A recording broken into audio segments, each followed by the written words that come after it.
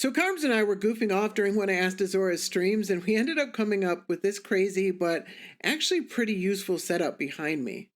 I'm at the Astral Alliance spaceship, which is the main trading hall on our world, and I'm upstairs at the villager selection area.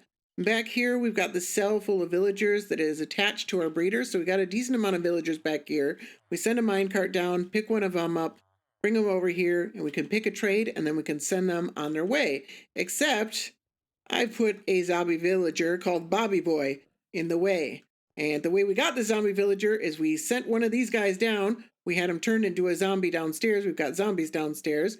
And then we let him out, and Qarms and I figured out a way to get him into this water elevator over here, and then to get him trapped behind some sea lanterns over here. So this is fantastic because what it means is that I've got this guy set up as an armor. I can send him over here. He'll stop right there. He will die very quick. There we go.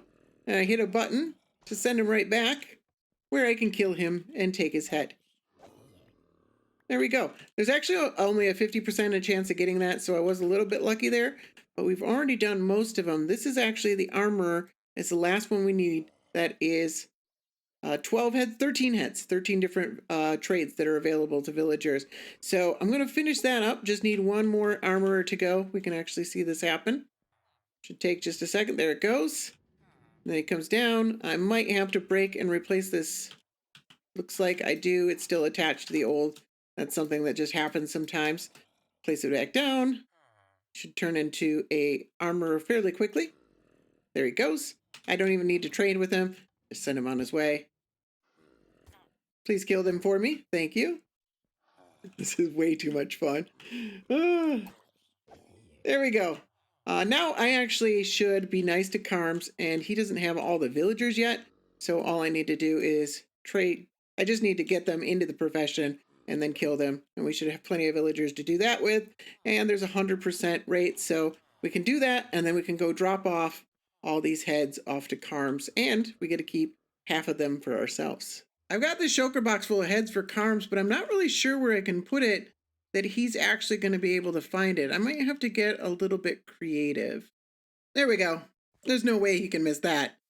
See, it's nice and clear what it is. We got the heads all over the place. We got the extra heads over here. Got a chance to use some armor stands. Got a dead guy over here, dying zombie back here. Yeah, this is a lot of fun. Although I'm starting to realize he might take this as some sort of threat. Let's leave a sign so there's no confusion. There we go. We got a nice little sign that says thanks for all the help. There's no way that can be taken any way but sincerely. So I'm over at the iron farm that we started building last week, and I want to set up some storage for this farm. And before I do that, I need to set up some of these portals. And I've had several questions in the past. A lot of people don't seem to understand exactly how portals work like this. So it seems like a perfect opportunity to go over that. So I'm going to start by lighting this portal. I'm going to look at the bottom block down here, and we can see over on the right, the targeted block, those are the coordinates. And I'm going to divide the X and the Z coordinate by 8. So the coordinates I'm looking for are -612 and 606. And when I go through this portal, it's going to search for the closest portal to that location, and it will find the portal that we've been using to get back and forth, which this one should be actually relatively close because I put this one near the center of the thing. So we're only a few blocks off. So -612 there, and then 606 would be in this direction. So it'd actually be right here, which is amazingly close. Except we actually want to build it way up there, and there's a couple reasons why. Well, I guess there's actually only one reason, and that's because we actually want to be able to use the nether to get to the farm. So if we have portals in the way, anything we do here, if these are down lower, basically anywhere we set up a portal, we'd end up going into one of the iron golem things. We want to have a portal up above this thing that allows us to actually get into an AFK area above the farm. So we put the main nether portal at the center top of our iron farm. And like I said, anytime an item goes through the nether portal, it scan for what portal is the closest on the other side. And by putting that portal at the center top, all of our cells will be able to find that portal, and they won't be able to find the portal that is just above it. If we move this portal down just a little bit, then all of a sudden some of these cells at the top might start seeing this top portal as the closest, and that would be bad. And even if we moved it off center a little bit, then all of a sudden some of the cells over here might start seeing this top portal as the closest portal, and we don't want that. So we want to put it at the very center and make sure that our X and Z coordinates are as precise as possible, and then we're able to play around with the Y coordinate a bit and come up with a scenario where we have two portals on the nether side and they only link to exactly the portals that we want them to on the other side. So here are some of the key places I need to test. We got the middle portal right there. We got the portal that we're going to use right above it. So I definitely want to test those two, make sure that they both sync up to the right portals. We got the top corner. These should all be the same, so I really only need to test one corner, and then I can probably test the middle one that we already lit up. That one's going to be easy enough. And then I should do something in probably a bottom corner, and then maybe even like a bottom middle side. But let's start with the corner where we're right here, and we'll test out those two, and then we'll go through the rest and make sure everything's working properly. All right, so we are a golem. That's good. So let's go back through on this side. Ooh, let's not die while we're doing it. So we'll go back through this side on the top, and hopefully this should link to the top portal. And hopefully we don't have a portal above us. Nope, looks like that one's right. Ooh, it's very laggy. This is what happens when you come through these portals, man. It's really bad. And then if we come back through, it should hopefully still link to this top portal. Okay, that was a lot less laggy. And then let's go back through and go through the bottom one. All right, I've tested these portals thoroughly, and I seem to be coming through the right portal every time, so that's great. So now I guess we'll set up the killing chamber and the storage, which actually isn't even that complex.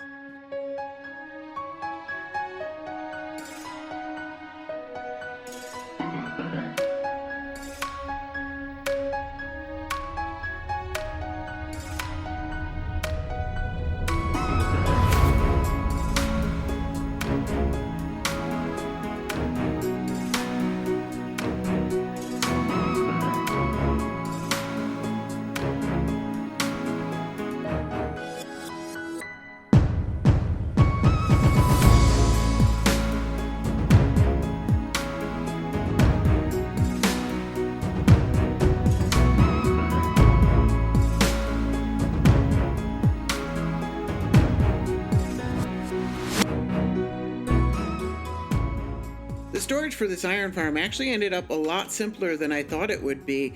I actually tried something that was quite a bit more complex initially. So I seem to have made some sort of crazy iron bouncing chamber. I don't even know what to call this. This technically works, but I don't think it's good.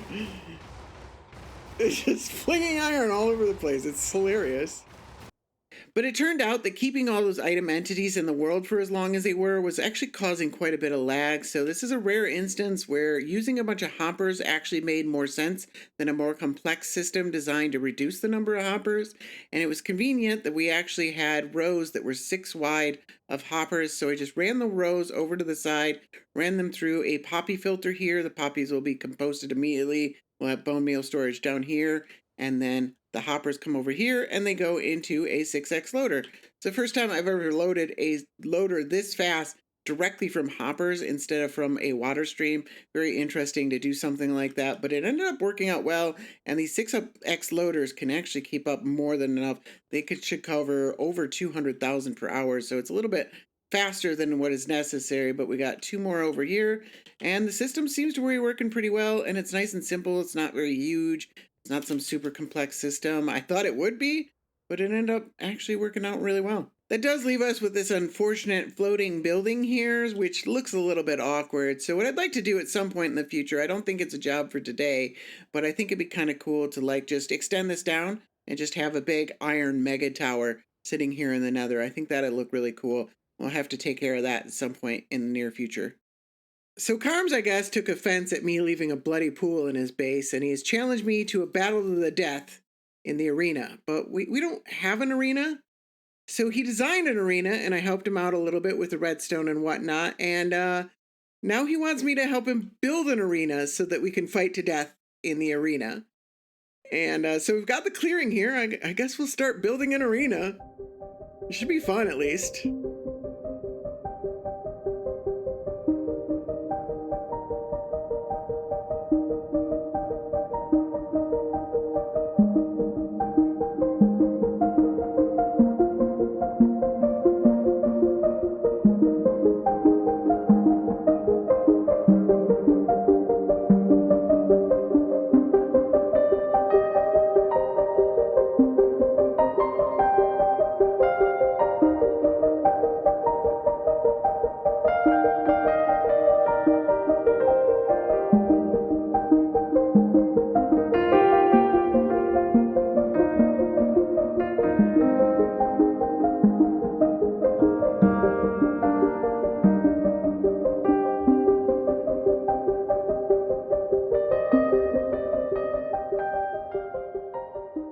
So this is the arena that Qarms designed. It looks really good. Qarms did an awesome job here. I really like his design style. So there's two different areas to the arena. So there's the lower part where we actually start out, and then we actually haven't set up the water elevators yet. We need to come back with some ice and set up these water elevators. So yeah, there's water elevators. They're supposed to be in these corners over here, right here. And then up here, here's the high ground area. And then there's these redstone circuits right over here. So there's a dropper down here. And if I put an item in there, what you have to do is you have to hit this item, this note block repeatedly, and it'll start lighting up. And once it reaches the last light, it'll actually drop the item out of there. So you kind of got to like charge it up. And then you get a random item out of the 9 that'll be available in the dropper. So there, that came through. And then it'll start, it decays pretty quick. And then somebody else can come up and activate it. And yeah, so the idea is that we would start out basically with nothing on us, and we got to get our equipment from these machines here while trying to fight each other. So this should be a lot of fun. Let's see if we can get everybody together and do ourselves a little battle. So let's be realistic here. I've never been very good at PvP. That's not my strong suit. It's not really what I enjoy doing, but it can be fun from time to time. I'm just really bad at it. So I don't really stand much of a chance unless I can turn the tides in my favor a little bit. So one thing I've done is introduced a random element to the game. I figure that's the best chance I got. And then the other one, I'm grasping at straws here, but I got to go with a fear and intimidation tactic. So I've dressed up as a gladiator. I'm ready for battle. It's something, right? It's got to count for something. I look tough. Yeah. All right, so how do we want to do this? I don't know, but I'm admiring these kelp blocks, by the way. Yeah, yeah, it looks nice, doesn't it? This Yeah, it's actually really, really good. That's a very subtle detail. I almost missed it. whole arena looks amazing. Yeah. How do we do this? I guess we fight. Let's start with a free for all and then see where it goes. Okay. All right. Because we will have to repair this gear. This gear's got. Oh yeah, I forgot. I'm not wait, no, I think I might be better off without the gear. I'm a warrior. I'm beating my chest. I'm not punching, I'm beating my chest. I see. Okay. Yeah. We've already lost some Qarms. Yeah, you've already lost because I'm that strong. Yeah. I'm that strong. Yeah. You've already lost in like the society in this man. I'm a warrior. Jay is strong. That's new. I'm a gladiator. Let's do this. Yeah. All right. So we know the rules then? Everybody knows how it works. We gotta kill go. Yeah. Kill everyone. Yeah, that's yeah. That's the one rule. Kill, kill, kill. Okay. All right. I guess kill, kill, kill. Go. Oh.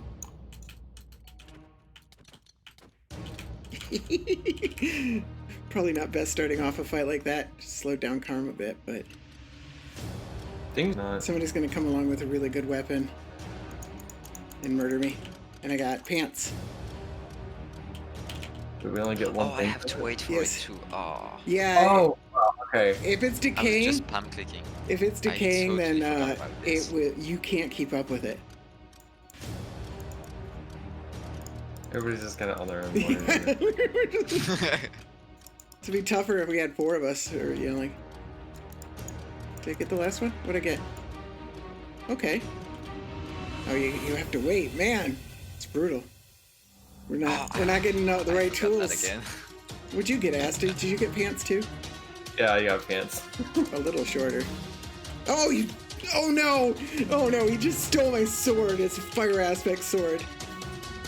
I wasn't standing on it. No.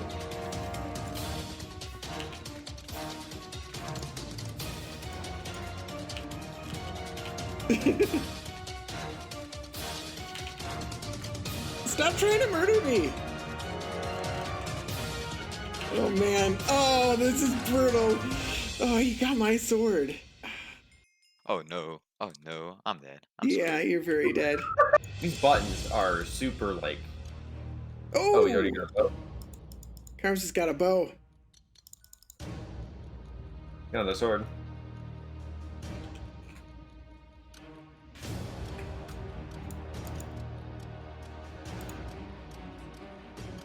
Ooh, I think you missed with the poison. Ah, that was so close. So nobody can kill each other at this point? Until you run out of food? I guess once you run out of food. He has all the swords. What do you want me to do? Ah,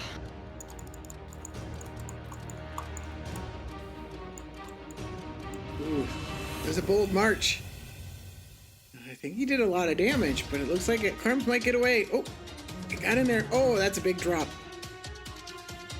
Actually, I don't think this drops enough to kill us. He's not on fire anymore. Got a chance. Doesn't look like Estes gonna let him get any items. Nope. Oh shoot.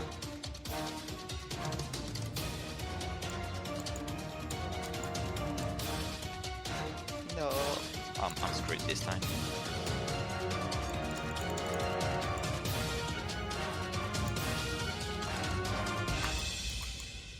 Gotcha. Well done. So I guess the element of randomness that I added actually kind of backfired against me. I was lucky and was the first person to get the sword, and then Asta just came behind me and stole it. And I guess that means my fear and intimidation tactics didn't work either. Oh well, I never thought there was much of a chance for me in the arena. It was an awful lot of fun though. It's an awesome looking arena, and by playing it through it, we actually got some good ideas on how we can change it and rebalance it a little bit. It didn't quite work the way we wanted to, but we've got some really good ideas on how we can improve this in the future. And you can see here that Qarms has got these little sections right here. He wants to expand this in multiple different directions and have more arenas. And then we were just goofing off after we were done with the arena, and we came up with some interesting ideas on things that might turn into other mini games as well. So what happens if I smack this bottom scaffolding, Qarms? Don't. I'm doing it. I'm doing it. Goodbye. Did you land on it? He landed on it. Yeah. I Yeah, didn't of course you did. think that. Can you land on a single square? Right there? I'm gonna go off to high dive next. Oh yeah? Suddenly Yeah. we got a new game. If it's not specifically very challenging, then I don't know if there's really a reason to. A minigame's a minigame, no matter how Oh, we missed. So how close. far up is this? Oh dear. You gotta land on that single piece of Oh, scaffolding. I am so dead if I jump from here, aren't I? You gotta land on the scaffolding. And you gotta shift click. Did you? Nice. You actually did it. A potion fight would be fun. Did you see what I just did? What'd you did? Oh, nice. I jumped all the way and then boom, boom, boom. Wait, how'd you do it again? Hang on, I want to see what Qarm's gonna do. Okay, here he goes.